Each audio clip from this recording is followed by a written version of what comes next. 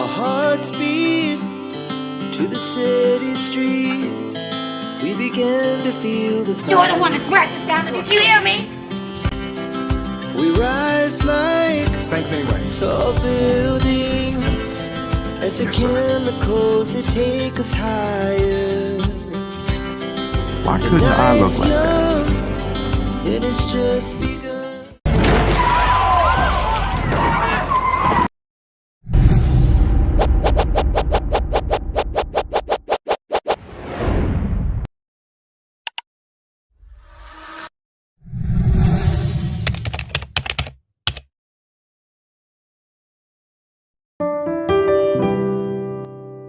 Tiada kesuksesan yang diraih tanpa adanya halangan dan hambatan. Yaps, pepatah tersebut memanglah sangat cocok seperti yang dialami oleh seorang ayah anak satu yang akan saya ceritakan kisahnya kali ini. Tak cuma gagal dalam berbisnis, ditinggal istri, dan diusir dari rumah, harus ia jalani dengan sabar. Selain tekad yang kuat, usaha maksimal juga diperlukan untuk meraih kesuksesan. Kali ini saya akan menceritakan bagaimana kisah kehidupan yang sangat menginspirasi dari pria tersebut dalam film yang berjudul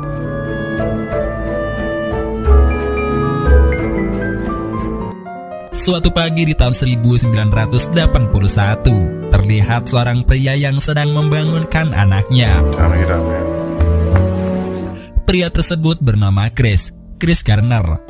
Chris memiliki seorang anak laki-laki bernama Christopher dan istrinya bernama Linda. Pagi itu di tengah sibuknya kota San Francisco, Chris mengantarkan anaknya untuk dititipkan di tempat penitipan anak. Hal tersebut dilakukan karena istri Chris, Linda, bekerja di perusahaan kain untuk membantu menopang biaya hidup mereka. Di tengah perjalanan, Christopher bercerita bahwa hari ini dia akan membuat daftar keinginan. Karena tepat di hari ini, Christopher berulang tahun. For your birthday gifts? Yeah. Sesampainya di tempat penitipan anak, Chris pun berpamitan dengan Christopher untuk pergi bekerja. Chris bekerja sebagai penjual alat pemindai kepadatan tulang. It's a portable bone density scan. Setiap hari Chris menawarkan alat tersebut ke setiap dokter praktek yang ada di rumah sakit ataupun klinik di sekitar kota itu. Hari yang sial bagi Chris saat itu. Setelah diskusi menawarkan alatnya kepada dokter di suatu klinik, Chris pun harus merelakan mobilnya ditilang dan diangkut oleh petugas kepolisian. Hal itu terjadi lantaran Chris memarkirkan mobilnya di pinggir jalan, yang mana hal itu memang dilarang. Untuk menebus biaya tilang mobilnya, mau tak mau, Chris harus bisa menjual alatnya tersebut. Namun bukan hal yang mudah untuk menjual setiap unit alat itu. Pasalnya, meski memiliki fungsi pemindai tulang dengan gambar yang sedikit lebih jelas dibanding sinar X-ray, harga alat tersebut 2 kali lebih mahal. Untuk menopang biaya hidup keluarganya saja, setidaknya Chris harus menjual 2 unit alat tersebut setiap harinya. Namun sayangnya, belum ada 1 unit pun yang berhasil Chris jual belakangan ini. What happens when you're always in a rush? Hal inilah yang menyebabkan ketidakharmonisan hubungan antara Chris dan istrinya, Linda. Bahkan untuk menyiasati kebutuhan hidupnya, Linda pun terpaksa mengambil 2 shift pekerjaan di tempat bekerja. Tidak ada satu kata penyemangat pun yang diucapkan Linda kepada Chris setiap harinya. Namun Chris selalu berpikir positif dan meyakinkan Linda tentang bisnis menjual alat tersebut. Walaupun Linda selalu tidak mempercayai dan cenderung meremehkannya. I have to go back to work. Sebelum memiliki alat ini, semula kehidupan ekonomi keluarga Chris baik-baik saja. Hingga pada suatu ketika, Chris dan Linda memutuskan untuk menjadi distributor tunggal alat pemindai kepadatan tulang ini di kotanya. Untuk menjadi distributor, Chris dan Linda terpaksa merelakan semua tabungan yang mereka miliki. Namun sayangnya mereka tidak melakukan riset terlebih dahulu apakah alat tersebut akan dibutuhkan di kota ini. Take a picture. Hari ini Chris kembali bekerja menawarkan alat itu. Dalam perjalanannya, Chris berjumpa dengan seorang pria yang baru saja turun dari mobil mewahnya, tepat di depan sebuah gedung kantor. Chris pun penasaran dan bertanya kepada pria tersebut, "Apa pekerjaanmu dan bagaimana caranya kau bisa memiliki semua ini?" Pria itu pun menjawab, "Aku bekerja sebagai pialang saham. Kau hanya perlu cermat dalam menghitung dan memiliki kemampuan komunikasi yang baik untuk menawarkan saham kepada orang lain."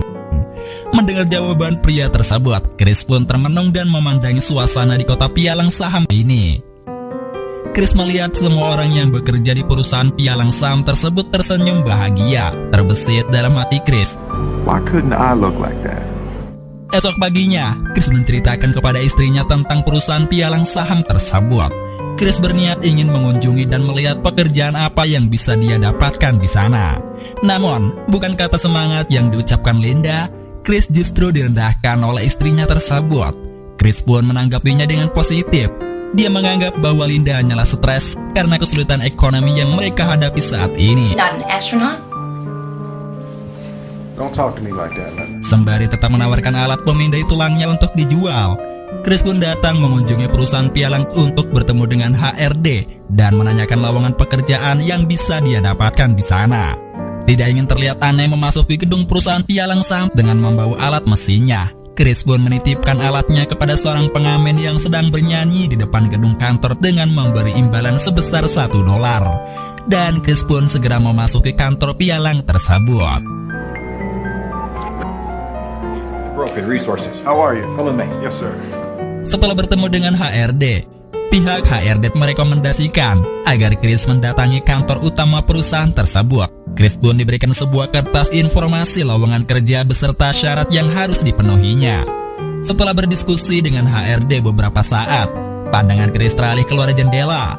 Dia melihat pengamen yang baru saja dimintai tolong untuk menjaga mesinnya malah kabur membawa mesin milik Chris. Dengan cepat, Chris pun segera mengejarnya dan berpamitan dengan HRD tadi beserta membawa kertas informasi lowongan kerja tersebut. Trusting a hippie girl with my stuff.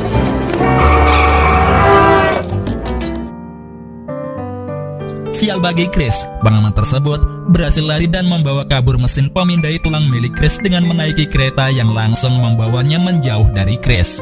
Dengan suasana hati yang kesal hari itu, Chris pun segera pulang ke rumah.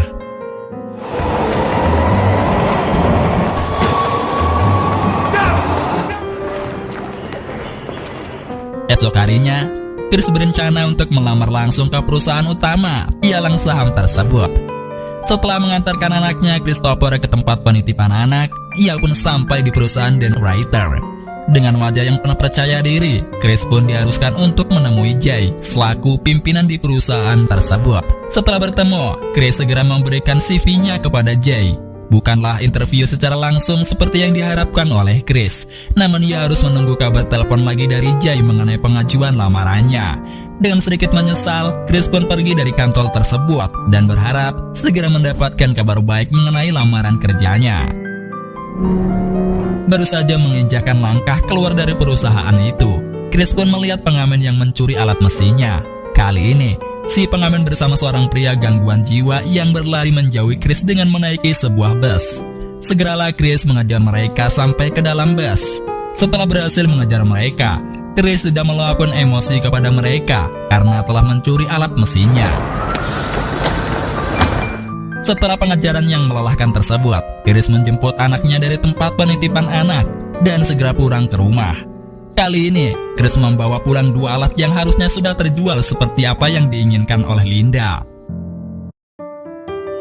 Sesampainya di rumah, hal yang tak terduga pun dialami Chris. Linda sudah teramat kesal dengan Chris yang tak kunjung mampu menjual 1 alat pun selama ini. Yang harusnya, uang penjualan alat tersebut bisa digunakan untuk menopang kehidupan keluarga mereka. Hari itu pun, mereka bertengkar hebat. Memang hari yang berat bagi Chris.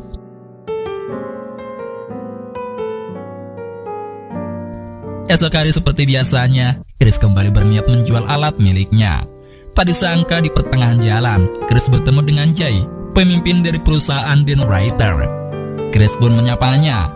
Namun pagi itu, Jay terlihat terburu-buru untuk pergi ke suatu tempat di New Valley dengan niat untuk berbincang dan mendapatkan hati Jay agar lamarannya segera diproses. Chris pun beralasan ingin juga pergi ke New Valley. Akhirnya mereka pun naik taksi bersama. Tak ingin kehilangan momen, Chris pun menceritakan kelebihan dirinya di depan Jay.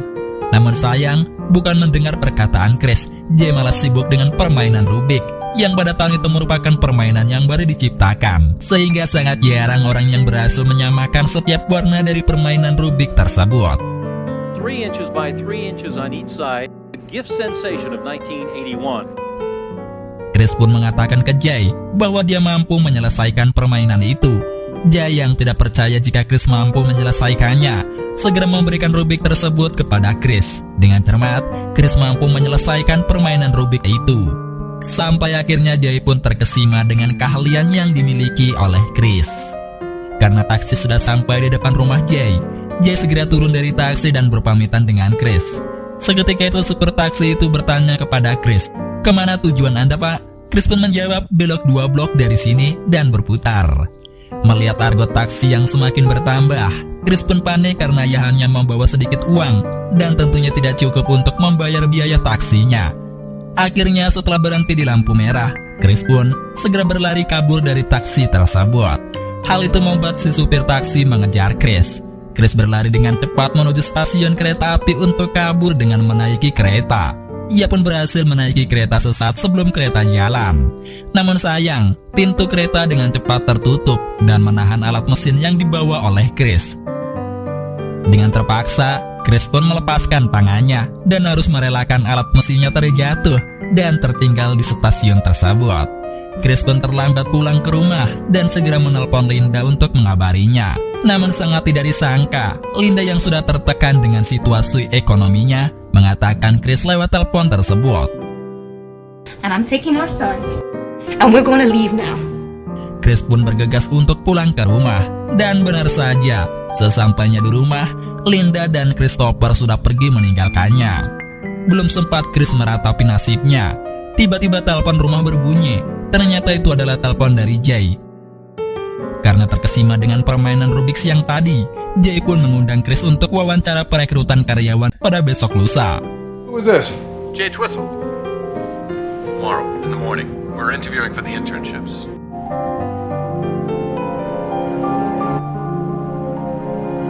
Esok harinya karena kesal, Chris pun menemui Linda di jalan tempat Linda bekerja.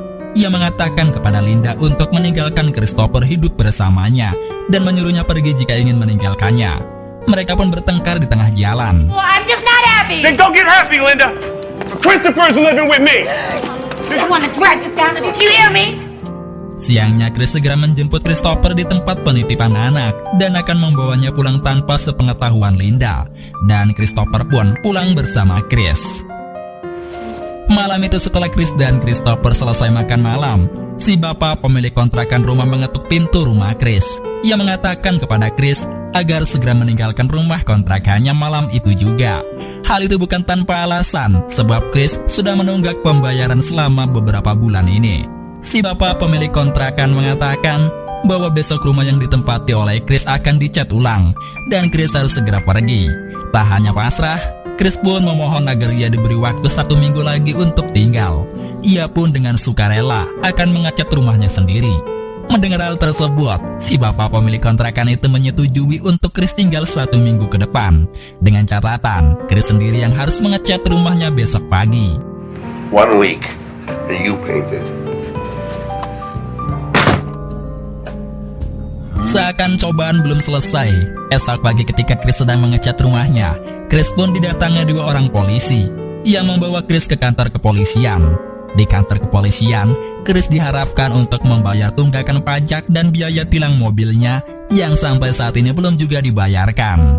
Dengan sedikit sisa uang yang Chris miliki, ia membayarkan pajak yang menjadi tanggung jawabnya tersebut. Karena pembayaran pajak dan tilangnya belum lunas, Chris pun diharuskan untuk menginap di penjara selama 1 hari dan bisa keluar pada besok pukul 9.45 pagi. Padahal, besok Chris harus mendatangi acara interview perekrutan karyawan di perusahaan Den. Ia juga mengkhawatirkan kondisi Christopher. Karena hal tersebut, Chris menelpon Linda untuk menjemput Christopher di penitipan anak menjaganya 1 hari ini selama Chris berada di penjara. Dan Linda pun menyetujuinya. Hey, Greg. Esok harinya pada jam 10 pagi, Chris bisa keluar dari penjara tersebut. Karena acara interview yang akan dihadirinya hanya dimulai 15 menit lagi, Chris pun bergegas menuju ke perusahaan Den Writer tanpa persiapan pakaian yang layak dan wajah yang penuh dengan coretan cat yang disebabkan karena tugas mengecat rumahnya kemarin lusa. Hingga sesampainya di sana, para pimpinan perusahaan yang akan menginterview Chris pun heran dengan pakaian yang dikenakan oleh Chris. Tidak selayaknya seorang kandidat kerja berpakaian menggunakan kaos dalam dan jaket lusuh. Chris pun segera memperkenalkan diri dan bercerita dengan jujur apa yang ia alami sehingga berpakaian sesantai itu. Semua orang yang ada di ruangan tersebut pun tertawa. Here, dressed like this. Parking tickets. Sebenarnya direktur dari perusahaan Dan Writer tidak ingin menerima Chris karena tidak kesiapan Chris dalam menghadiri acara wawancara tersebut. Namun Jay yang sudah percaya kepada Chris meyakinkan kepada si direktur bahwasanya Chris memiliki semangat kerja yang tinggi, berdedikasi dan cerdas. Atas rekomendasi dari Jay, akhirnya Chris diterima di perusahaan tersebut. Namun bukan sebagai karyawan tetap, melainkan hanya sebagai karyawan magang. Dalam peraturannya sebelum menjadi karyawan tetap, Chris harus menjadi karyawan magang selama 6 bulan dan tanpa gaji. Ia pun harus bersaing dengan 20 kandidat lain dan hanya akan ada satu yang dipilih menjadi karyawan tetap. Setelah sesi wawancara, Chris mengatakan kepada Jay jika ia merasa bimbang apakah akan menerima tawaran tersebut. Garbage man, but you really pulled it off in there. Ia meminta Chris untuk memikirkan ulang dan menghubunginya malam ini tentang keputusannya itu. Setelah itu Chris pun kembali pulang. Malam harinya di rumah seperti apa yang telah disepakati, Linda mengantarkan Christopher ke rumah Chris sembari berpamitan bahwa ia akan pindah ke New York bersama kakaknya. Chris pun meminta agar Christopher tetap bersamanya. Linda pun menyetujuinya karena ia percaya Chris akan menjaga Christopher dengan baik. Sesaat kemudian Linda pun pergi. Menatap Christopher yang sedang tidur, semangat Chris kembali tumbuh. Akhirnya ia berpikir untuk mengambil tawaran magang di perusahaan Dan Writer. Sesaat kemudian Chris menelpon ke perusahaan Dan Writer bahwa ia akan mengambil tawaran tersebut. Yeah, my name is Chris Gardner. Mau tidak mau, Chris harus bisa menjual alat mesin memindai kepadatan tulangnya agar ia tetap mendapatkan uang untuk kehidupannya dan juga Christopher. Kini ada 2 pekerjaan yang harus ia selesaikan dalam 1 hari. Keesokan paginya, Chris mengemasi barang-barangnya di rumah dan pindah ke tempat sebelah karena biaya sewa yang 2 kali lebih murah daripada apartemennya. Yep. Setelah pindah ke motel, Chris dan Christopher bermain bola basket di atas gedung motel. Chris mengatakan kepada Christopher agar suatu saat nanti Christopher melakukan hal-hal yang bermanfaat dan lebih baik daripada melempar bola basket sepanjang hari. Mendengar ucapan ayahnya, Christopher pun terlihat sedih dan murung.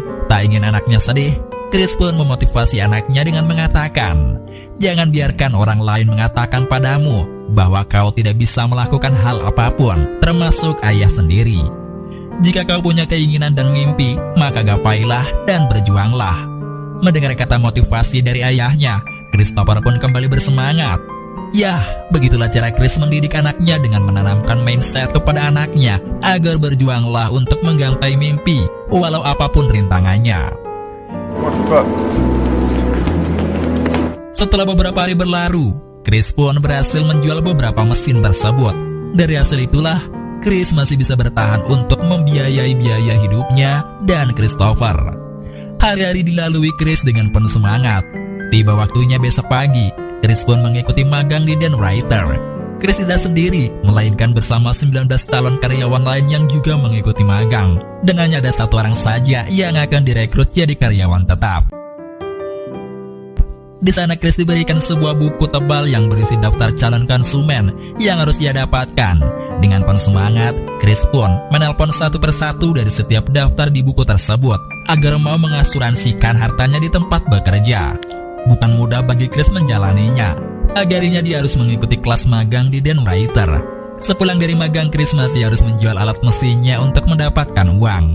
Chris memanfaatkan waktunya dengan sangat baik. Di saat jam kerja, ia tidak sekalipun untuk beristirahat sekedar meminum air ataupun pergi ke toilet. Dengan ini, Chris dapat menghemat waktu 8 menit tiap jamnya dan bisa pulang lebih awal untuk kembali menjual alat mesinnya itu. Pada jam istirahat, Chris berjalan keluar kantor. Tanpa disengaja, ia melihat alat mesin yang tertinggal saat ia dikejar sopir taksi lalu. Chris pun segera mengejarnya. Namun sayang, saat berlari menyeberang jalan, Chris malah tertabrak mobil. Beruntungnya ia hanya sedikit pincang. I'm in a competitive internship at Dean Witter. Hey man, you're missing a shoe. You don't have a shoe. Yeah. Dengan penuh semangat, Chris menjalani setiap hari yang melelahkan tersebut. Singkatnya, akhirnya Chris bisa menjual seluruh alat mesin itu. Ia mendapatkan cukup uang untuk kehidupannya, setidaknya sampai ia diangkat menjadi karyawan tetap di perusahaan pialang tempat magangnya. Hal yang tak terduga kembali dialami oleh Chris. Ia mendapatkan surat dari kantor pajak bahwa seluruh uang hasil penjualan alat mesinnya terpotong otomatis untuk membayar tunggakan pajaknya. Memang begitulah aturan yang berlaku di kota tersebut pada tahun itu. Kini hanya sisa $21 uang yang dimiliki Chris. That's all the money that I have. How is somebody just gonna take my money? Di tengah kebingungannya, Chris duduk di taman bersama Christopher. Beruntung, Chris melihat lelaki ODGJ yang membawa alat mesinnya tersebut di taman. Chris pun segera menemui lelaki ODGJ tersebut dan mengambil mesinnya. Setidaknya, kini masih ada satu harapan mendapatkan uang dari hasil penjualan mesin terakhirnya itu. Esok harinya, ketika Chris melakukan presentasi kepada dokter untuk menjual mesinnya, mesin tersebut gagal fungsi dan tidak bisa menyala. Mesin yang harusnya akan laku tersebut terpaksa harus dibawa pulang kembali oleh Chris.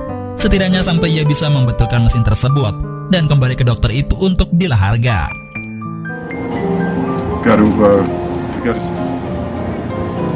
Cobaan berat masih harus dilalui oleh Chris. Pada malam hari, di saat Chris dan Christopher pulang ke rumahnya, Chris melihat barang-barangnya di luar pintu motelnya.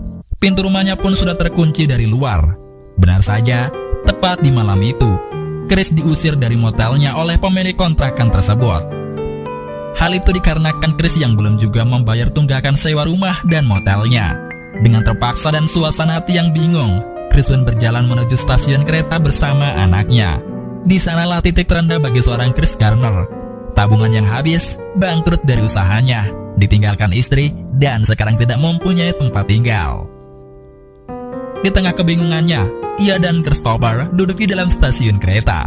Chris bermain dan berpura-pura kepada Christopher bahwa alat mesinnya itu adalah mesin waktu. Seketika itu, Chris pura-pura memencet tombol pada alat tersebut dan berkata kepada Christopher, "Kita sudah berada di zaman dinosaurus. Lihat, di sana ada T-Rex." Ia pun segera lari mengajak Christopher untuk berlindung di dalam gua yang pada kenyataannya, gua tersebut adalah kamar mandi stasiun kereta. Dalam permainan bersembunyi dari kejaran T-Rex tersebut, Chris pun menidurkan Christopher di dalam toilet stasiun kereta itu. Dan disinilah adegan tersedih dalam film ini.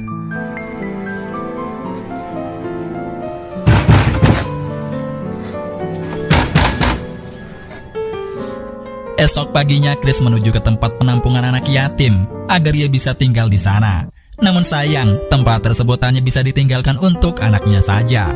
Kemudian ia disarankan untuk pergi ke tempat penampungan para tunawisma di kota itu. Untuk dapat tinggal di sana, Chris harus mengantri setiap paginya agar mendapatkan tempat tinggal. Karena kamar yang tersedia di sana sangatlah terbatas. Itu pun jatah tinggal di kamar tersebut hanya berlaku 1 hari saja, yang secara otomatis Chris harus mengantri tiap pagi buta agar bisa tinggal setiap harinya. Di tengah krisis keuangannya, Chris pun sampai rela mendonorkan darahnya agar ia mendapatkan uang untuk membeli onderdil yang rusak dari mesin itu. Setelah memperbaiki mesin itu dengan suku cadang baru, akhirnya mesin tersebut kembali menyala. Keesokan harinya Chris pun membawa mesin itu ke tempat dokter tersebut. Akhirnya ia mendapat uang atas hasil penjualannya. Thank you very much. $250. 100, 20, 46. Ready? Tak terasa sudah 6 bulan Chris magang di perusahaan Dean Witter. Selama ia magang, Chris sudah mendapatkan konsumennya sebanyak 31 orang. Sesuatu yang luar biasa dibanding para kandidat magang lainnya. Kini hanya tinggal 1 hari saja menjelang keputusan penetapan karyawan tetap di perusahaan tersebut. Sampai tiba waktunya, Chris dipanggil oleh para atasannya. Hal yang tak terduga oleh Chris, ialah satu-satunya orang dari 20 kandidat lain yang diterima sebagai karyawan tetap di sana. Mendengar hal tersebut, Chris pun meneteskan air matanya. Ia segera pulang dan memeluk Christopher. Buah dari perjuangannya selama ini akhirnya terbayarkan juga. Lambat laun selama bekerja sebagai pialang saham di Dean Witter, akhirnya Chris memiliki cukup uang. Chris melakukan yang terbaik untuk pekerjaannya. Ia terbukti sukses dan meraup banyak komisi dari setiap penjualan sahamnya. Sampai pada suatu titik, ia memiliki sebagian saham di perusahaan pialang tersebut. Dan di tahun 2006, Chris menjual minoritas sahamnya dengan nilai yang sangat fantastis, yakni jutaan dolar. Dari perjalanan hidup yang sangat keras ini, kini Chris Garner menjadi ayah yang sukses dalam karir dan bisnisnya.